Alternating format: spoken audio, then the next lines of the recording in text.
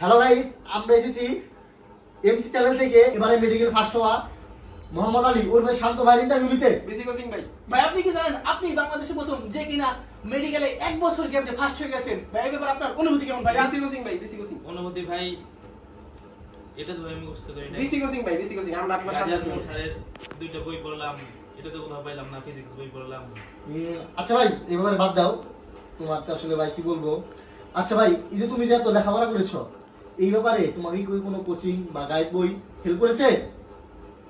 হ্যাঁ ভাই, এই বেটা, বিসি কোচিং এর নাম কল। ভাই ভাই এ ভাই ভাই আপনি কি আমি বিসি কোচিং এর বিসি সাহেব। এই যে আমার পরিচয় পত্র গাইস। ভাই বিসি কোচিং কি আপনাকে সত্যি সাহায্য করেছে? আসলে সাহায্য করছে? হ্যাঁ ভাই, এ বেটা, কত কষ্ট লাগে? তোর টাকা দিছি না? হ্যাঁ ভাই, তাদের অনেক বড় বিচি, তারা আমাকে অনেক বিচি দিয়েছে। তাদের এত পরিশ্রমের ফলে আজ আমার এই ভাই সবাই বিসি কোচিং এ ভর্তি হবেন ভাই। এই ভাই, আপনি কি ওনার কথা কি বলেন? আপনি কি ওনার কথা সমর্থন করেন? হ্যাঁ ভাই, বিসি আমি কোচিং ওনাকে ভাই। পূর্ণ সমর্থন করি। বিসি কোচিং ভাই। আচ্ছা ভাই বিসি কোচিং এর পরিচয় আপনার সাথে একটু কথা বলতে চাই। আপনার ছাত্র যে ফার্স্ট হলো, আপনার এই ব্যাপারে অভিমত কি?